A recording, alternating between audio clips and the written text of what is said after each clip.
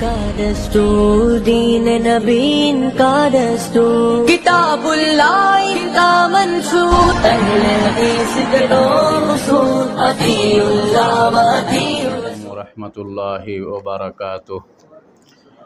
ان الحمد للہ نحمده ونستعینه ونستغفره ونعوذ باللہ من شرور انفسنا ومن سیئات اعمالنا، من يهده الله فلا مضل له ومن يضلل فلا هادي له، وأشهد أن لا إله إلا الله وأشهد أن محمدا عبده ورسوله۔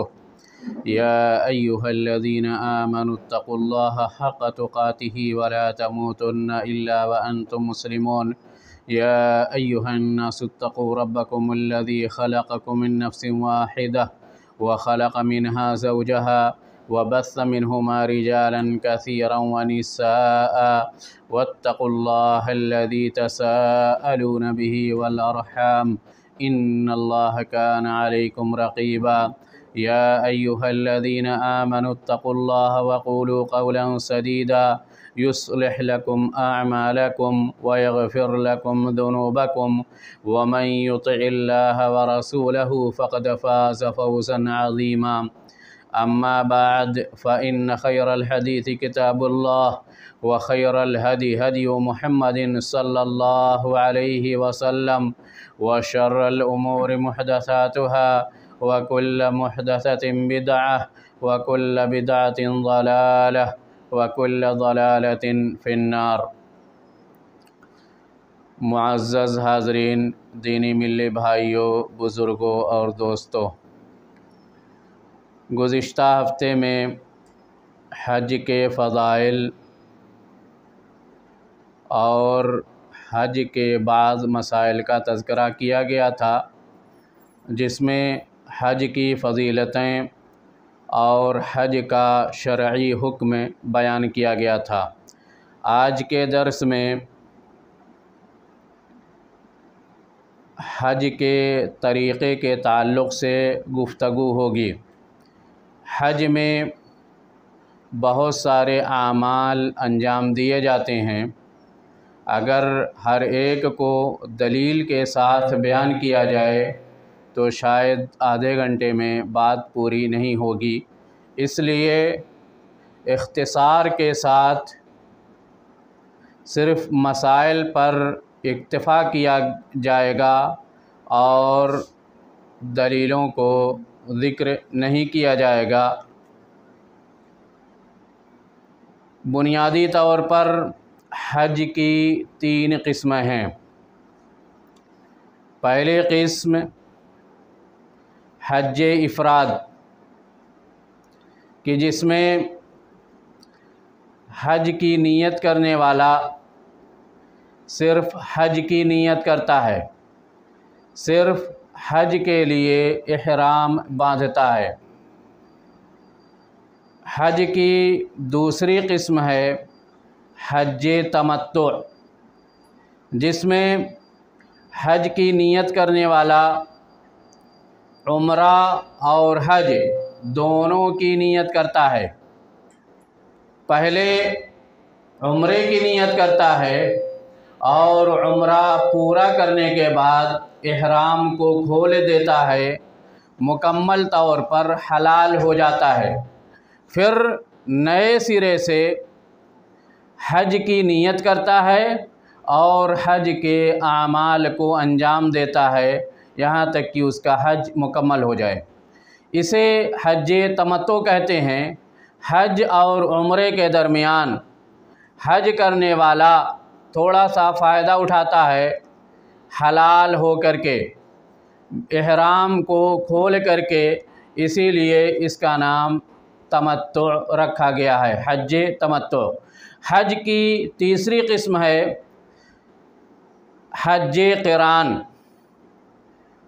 کہ حج اور عمرے کے لیے ایک ہی احرام باندھا جائے اور حج اور عمرے کے درمیان، عمرے اور حج کے درمیان احرام نہ کھولا جائے، بلکہ ایک ہی مرتبہ احرام باندھا جائے اور हज को मुकम्मल करने के बाद ही इहराम खोला जाए, इसे हज क़िरान कहते हैं। हज क़िरान कहते हैं। हज तमत्तु में और हज क़िरान में क़ुरबानी देना वाजिब है। हज क़िरान और हज तमत्तु में क़ुरबानी देना वाजिब है।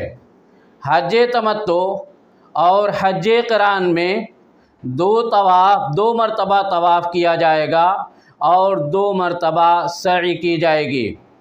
हज तमत्तु और हज क़िरान में 2 मरतबा तवाफ़ किया जाएगा और 2 मरतबा सई की जाएगी। और हज इफ़राद में 1 मरतबा तवाफ़ किया जाएगा और 1 मरतबा सई की जाएगी। हज इफ़राद में क़ुरबानी देना वाजिब नहीं है। हज इफ़राद में क़ुरबानी देना वाजिब नहीं है। हज क़िरान में और हज तमत्तु में क़ुरबानी देना वाजिब है। तो सबसे पहले हज के अरकान का तज़किरा करते हैं कि जिनके बग़ैर हज सही नहीं होता है। अगर वह रुकन छूट जाए तो दोबारा हज करना वाजिब है। आपका हज क़ुरबानी देने से, फ़िदिया देने से पूरा नहीं होगा। हज के अरकान में से पहला रुकन है हज की नीयत करना, कि आप हज की नीयत करें।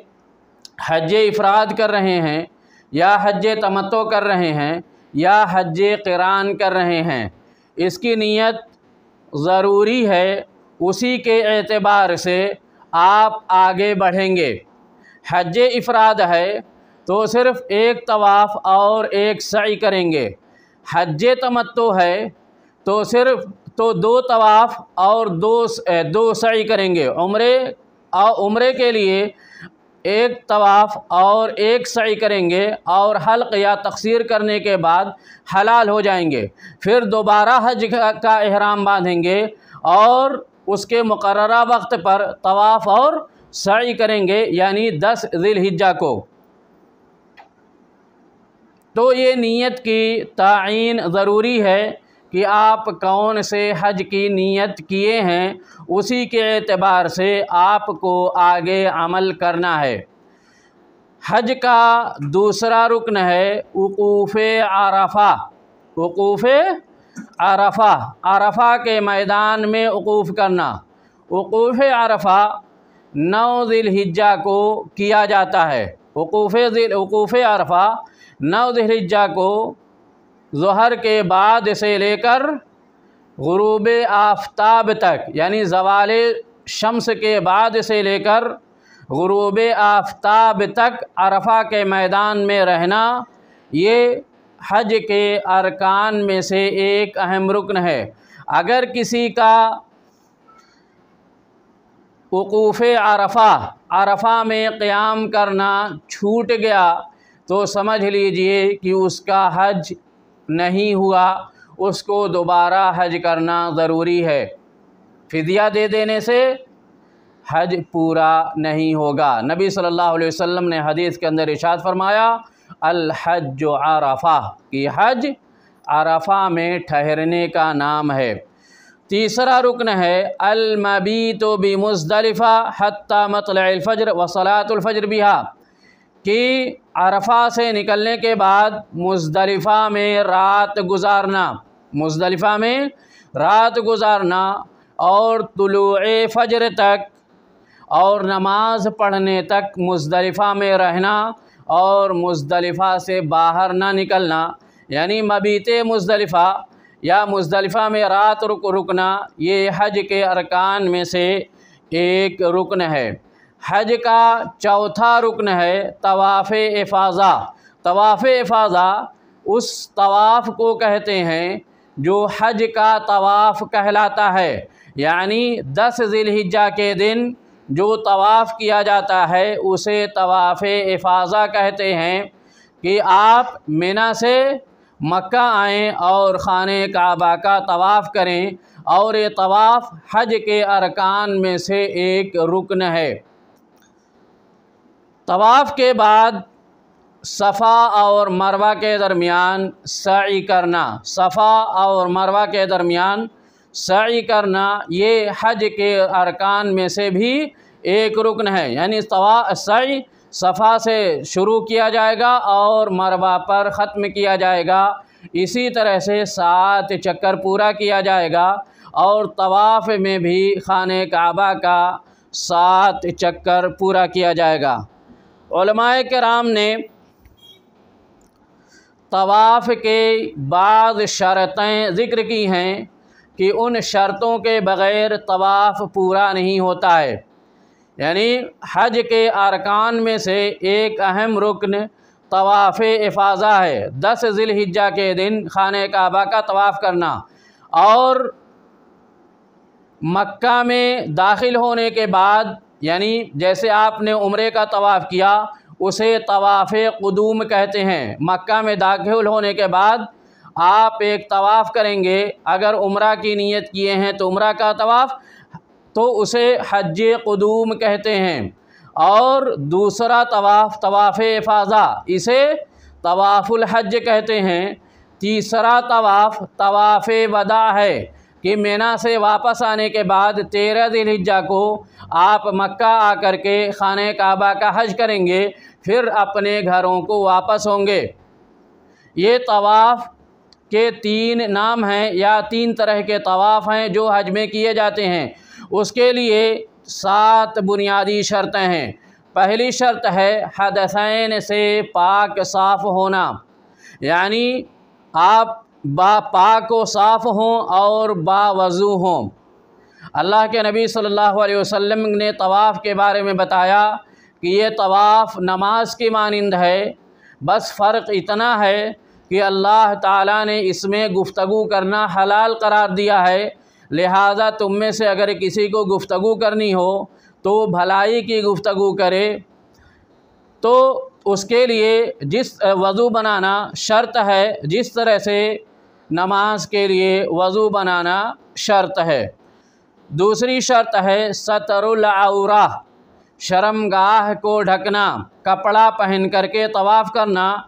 جاہلیت میں کفار مکہ اور ان کی عورتیں ننگے ہو کر کے طواف کیا کرتے تھے، اور جب دین اسلام آیا تو نبی صلی اللہ علیہ وسلم نے ننگے ہو کر طواف کرنے سے وضاحت کے ساتھ منع کر دیا۔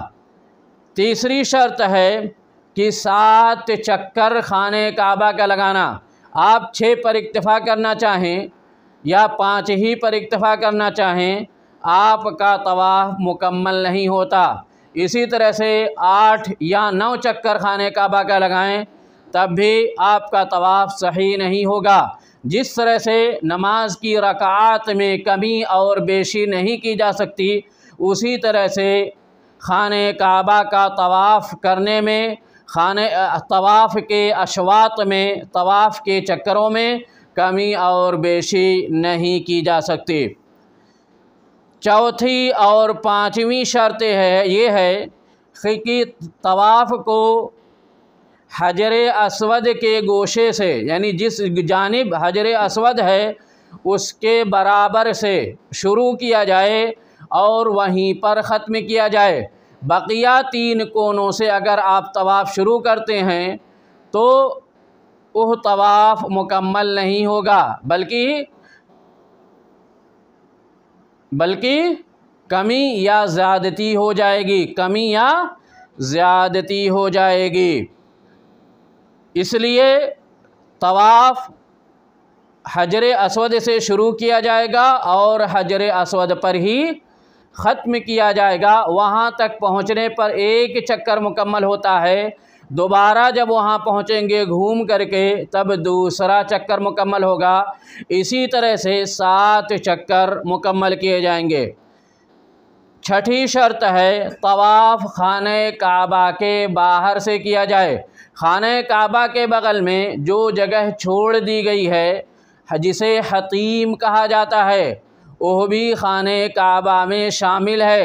اگر کوئی شخص اس کے اندر سے طواف کرتا ہے جگہ خالی ہونے پر، یا کبھی دیکھا کہ جگہ ہے تو یہ سوچے کہ میں یہاں سے گزر جاؤں، تو اس کا طواف مکمل نہیں ہوگا، اس کا طواف مکمل نہیں ہوگا، بلکہ حتیم بھی طواف میں شامل کرنا ضروری ہے۔ اسی طرح سے طواف میں موالات شرط ہے۔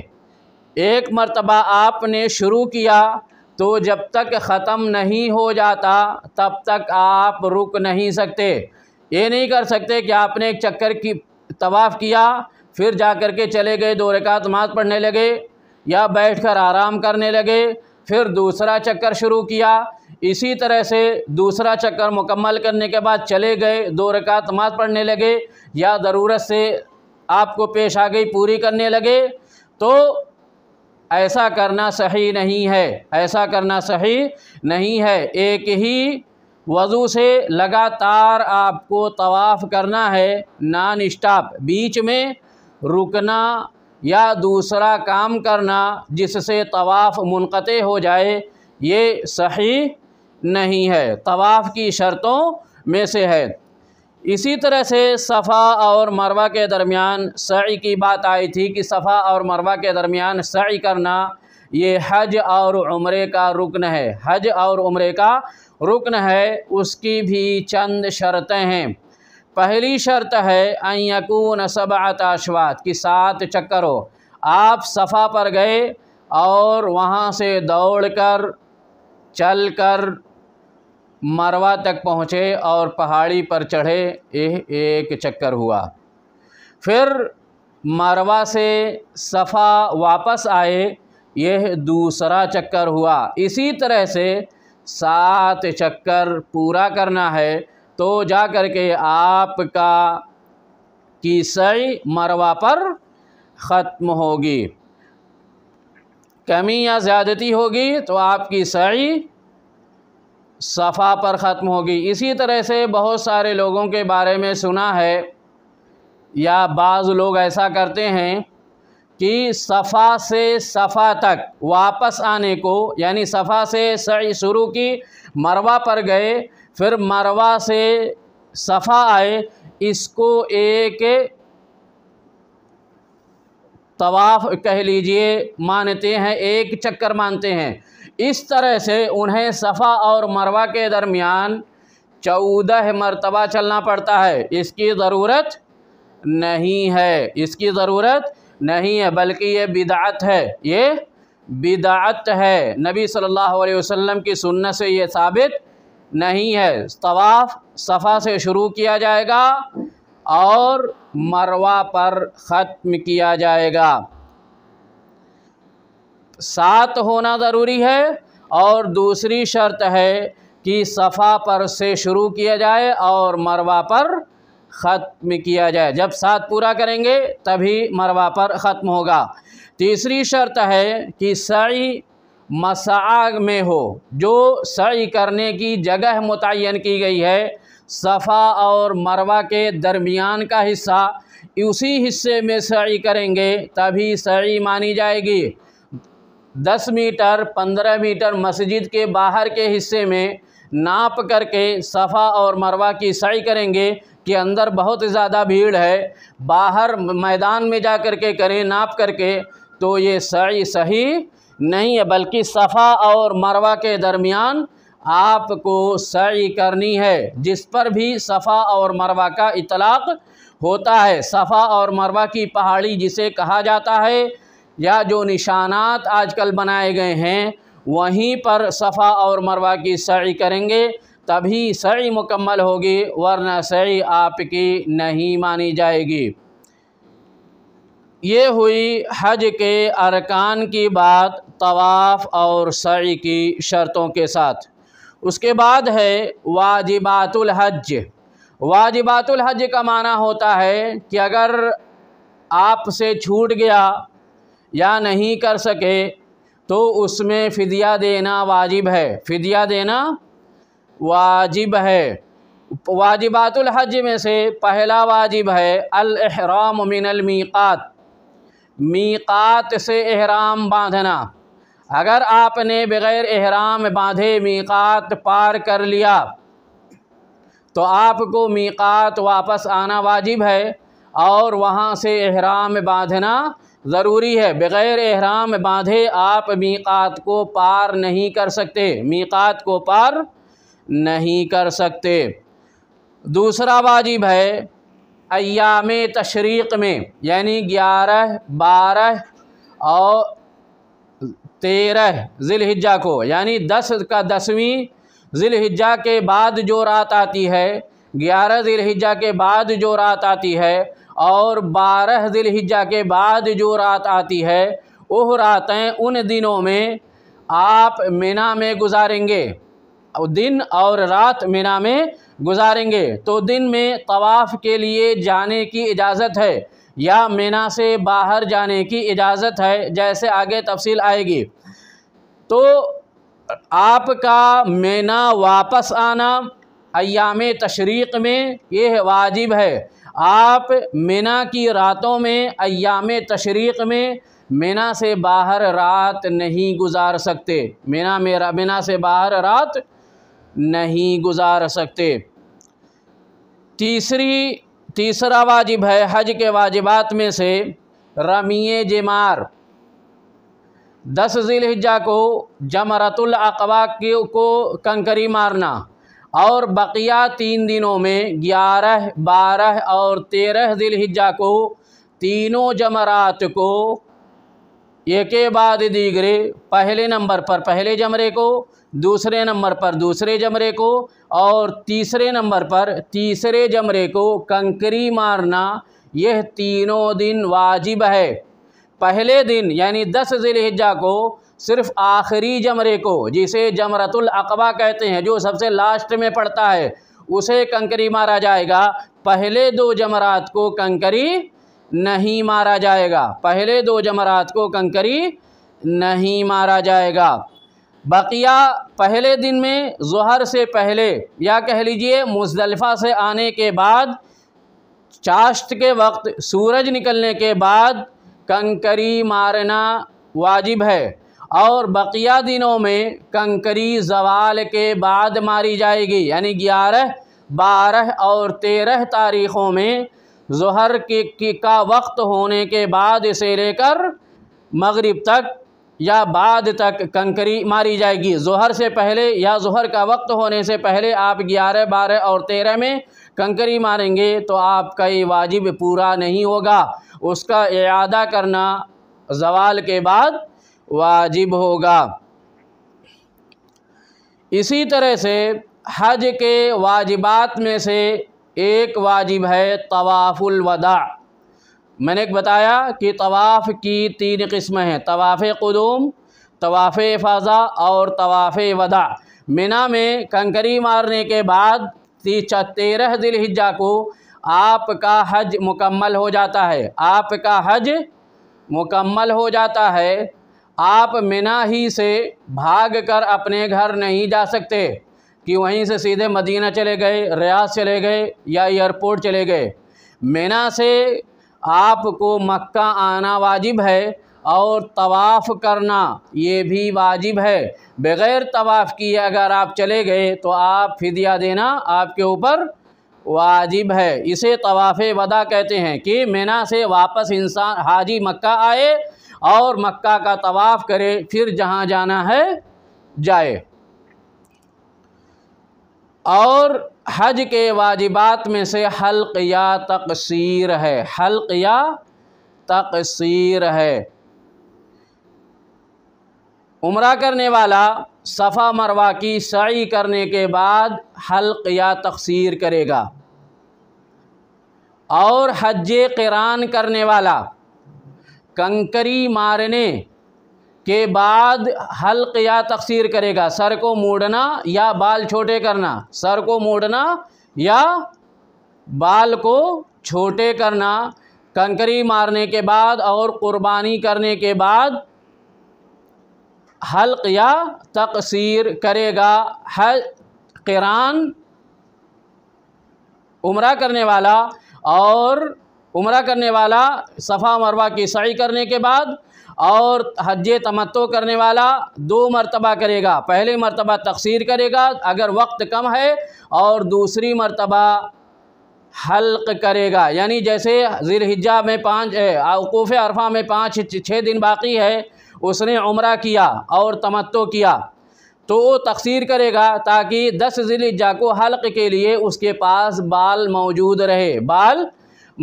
رہے تو 10 ذی الحجہ کے دن حلق یا تقصیر کرے گا۔ یعنی اگر کوئی حج افراد کر رہا ہے، صرف حج کر رہا ہے، تو یا تو چاہے حلق کرے اور اگر چاہے تو تقصیر کرے، دونوں اس کے لیے جائز ہے، لیکن حلق کرنا حج اور عمرے میں افضل ہے۔ کیا ہے؟ افضل ہے، اور یہ حج اور عمرے کے واجبات میں سے ہے، حج اور عمرے کے واجبات میں سے ہے۔ قران کرنے والا صرف 1 مرتبہ حلق کرے گا، وہ عمرہ کرنے کے بعد نہ تو احرام کھولے گا اور نہ ہی حلق یا تقصیر کرے گا، بلکہ جب اس کی قربانی ہو جائے گی، جمرہ عقبہ کو کنکری مار لے گا، اس کے بعد وہ حلق یا تقصیر کر سکتا ہے۔ اس سے پہلے وہ نہ تو احرام کھول سکتا ہے اور نہ ہی حلق یا تقصیر کر سکتا ہے۔ اسی طرح سے صرف حج کرنے والا وہ 10 ذی الحجہ کو رمی جمرہ کے بعد یا جمرہ عقبہ کو رمی کرنے کے بعد حلق یا تقصیر کر سکتا ہے۔ یہ رہے حج کے ارکان اور حج کے واجبات کہ جن کا کرنا حج میں ضروری ہے، اگر رکن کسی کا فوت ہو جاتا ہے، چھوٹ جاتا ہے، تو اس کا حج مکمل نہیں ہوگا اور نہ ہی اس کا عمرہ مکمل ہوگا۔ اگر وہ عمرہ کرتا ہے دوبارہ اس کی قضا کرنا اس کے اوپر واجب ہے، لیکن اگر واجبات میں سے کچھ فوت ہو جاتا ہے، چھوٹ جاتا ہے، تو فدیہ دینے کی وجہ سے وہ پورا ہو جائے گا، دوبارہ حج کرنا ضروری نہیں ہے۔ اسی طرح سے احرام خواہ عمرے کا باندھیں یا حج کے باندھیں، اس میں کچھ پابندیاں ہیں کہ آپ احرام کی حالت میں یہ کام نہیں کر سکتے، جنہیں محظورات احرام کہا جاتا ہے۔ پہلے نمبر پر ہے سلا ہوا کپڑا پہننا، خواہ شرٹ ہو، قمیص ہو، پیجامہ ہو، کوئی بھی سلا ہوا کپڑا آپ احرام کی حالت میں نہیں پہن سکتے۔ دوسرا حرام چیز ہے عورت کا چہرہ اور ہاتھ کو ڈھکنا، عورت کے لیے احرام کی حالت میں چہرہ اور ہاتھ کو ڈھکنا جائز نہیں ہے۔ اسی طرح سے آدمی کا ٹوپی لگانا، عمامہ باندھنا، پگڑی باندھنا یا کسی بھی کپڑے سے سر کو ڈھکنا جائز نہیں ہے احرام کی حالت میں۔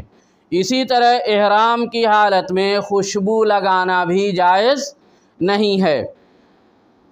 احرام کی حالت میں ناخن کاٹنا، بال کاٹنا، کہیں کا بھی بال ہو، یا بال کو موڑنا یا بال اکھاڑنا، یہ سب بھی جائز نہیں ہے۔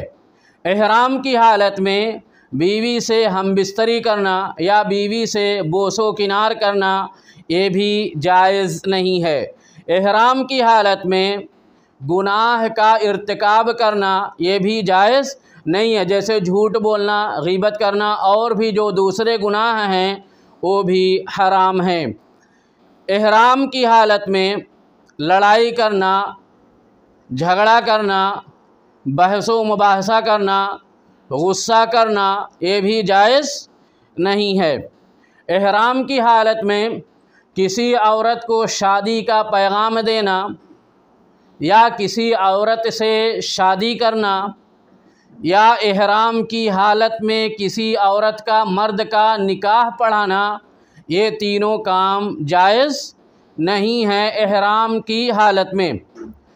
اسی طرح احرام کی حالت میں बर्री यानी खुश्की के जानवरों का शिकार करना, यानी ऐसे जानवर जो जंगलों और सहराओं में रहते हैं उनका शिकार करना इहराम की हालत में जायज़ नहीं है, अलबत्ता मछली का शिकार कर सकते हैं। अगर आपकी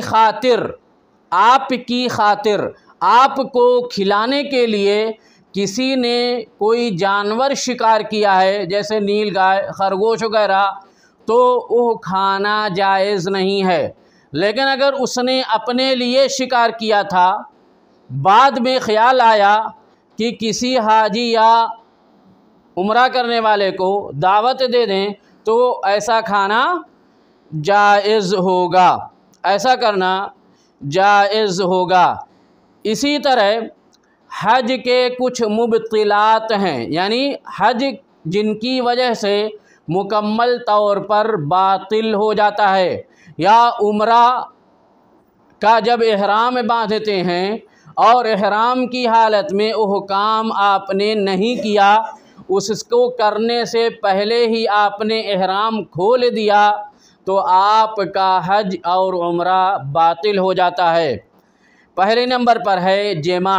बीवी के साथ अगर आपने सफ़र किया है तो इहराम की हालत में हज या उम्र, हज मुकम्मल होने से पहले या उम्रा मुकम्मल होने से पहले आपने हमबिस्तरी कर ली, तो आपका उम्रा बातिल हो जाता है। और हज के इहराम में आपने अगर जिमा कर लिया तो आपका हज बातिल हो जाता है। उसके लिए कफ़ारा नहीं बल्कि दोबारा उम्रा किया जाएगा या हज किया जाएगा। इसी तरह से किसी बुनियादी रुकन को, जैसे उम्रे के अरकान 4 हैं, इहराम बांधना, तवाफ़ करना, सई करना और हल्क़ करना, ये उम्रे के अरकान हैं। और हज के अरकान में से वक़ूफ़े अरफ़ा है, मिना में रात गुजारना है, और बकिया वही उम्रे के अरकान हैं, यानी तवाफ़ करना, सई करना वग़ैरह, नियत करना, नियत वही इहराम है। अगर आपने छोड़ दिया तो आपका हज या उम्रा बातिल हो जाएगा। जैसे आपने तवाफ़ करने से पहले ही इहराम खोल दिया, सफ़ा मरवा की सई करने से पहले ही इहराम खोल दिया, या हल्क़ या तक़सीर करने से पहले ही इहराम आपने खोल दिया, या कंकरी मिना में रात गुजारने से पहले ही आपने इहराम खोल दिया। तवाफ़ इफ़ाज़ा के लिए गुंजाइश है कि 10 ज़िलहिज्जा को जो 4 काम अंजाम दिए जाते हैं, अक़बा को कंकरी मारना, जमरे अक़बा को कंकरी मारना, क़ुरबानी करना और तवाफ़ करना, हल्क़ या तक़सीर करना, 2 काम करने के बाद, यानी 3 में से 2 काम आपने कर लिया है, तो उसके बाद हल्क़ या तक़सीर कर सकते हैं, हल्क़ या तक़सीर कर सकते हैं। और जब चौथा काम पूरा कर लें, यानी 10 ज़िलहिज्जा को चारों काम आप पूरा कर लें, यानी कंकरी मार लें, तवाफ़ इफ़ाज़ा कर लें, क़ुरबानी हो जाए और हल्क़ या तक़सीर कर लें, तो आपका हज मुकम्मल हो जाता है, यानी आप हलाल हो जाते हैं। आपके लिए कपड़ा पहनना, खुशबू लगाना, बीवी से जिमा करना हलाल हो जाता है। लेकिन अगर आपने कोई एक रुकन अंजाम नहीं दिया है, जैसा कि नबी सल्लल्लाहु अलैहि वसल्लम ने जो जिस तरतीब से काम किया था कि अरफा के दिन, नहर के दिन सबसे पहले आपने कंकरी मारी और उसके बाद क़ुरबानी किया, फिर हल्क़ किया और फिर जा कर के कहाँ तवाफ़ किया। क्या किया? तवाफ़ किया। तो ये चारों काम करने के बाद ही आपके लिए बीवी से हमबिस्तरी जायज़ होती है, और जब तक चारों काम मुकम्मल नहीं होंगे तब तक आप मुकम्मल तौर पर हलाल نہیں ہو سکتے۔ مکمل طور پر حلال کا مطلب یہی ہے کہ آپ کے لیے سب کچھ جائز ہے، اور جب آپ مکمل طور پر حلال نہ ہو، صرف 2 کام آپ نے کیا ہو، کنکری ماری ہو یا حلق یا تقصیر کیا ہو، تو آپ احرام اتار سکتے ہیں اور اپنے کپڑے کرتا پجامہ جبہ پہن کر کے طواف کرنے کے لیے جا سکتے ہیں، اتنی رخصت دی گئی ہے۔ اسی طرح سے ٹائم زیادہ ہو جائے گا اور بہت زیادہ ہے یہ۔ اقول قولی ھذا، اللہ رب العالمین سے دعا ہے کہ اللہ رب العالمین ہمیں حج کے مسائل کو سمجھنے کی توفیق عطا فرمائے اور اس کی توفیق دے کہ صحیح طریقے سے جنہیں توفیق ملی ہے حج کرنے کی، وہ حج کو صحیح طریقے سے سنت کے مطابق ادا کریں۔ اقول قولی ھذا واستغفر اللہ لی ولکم ولسائر المسلمین فاستغفروا انہ هو الغفور الرحیم۔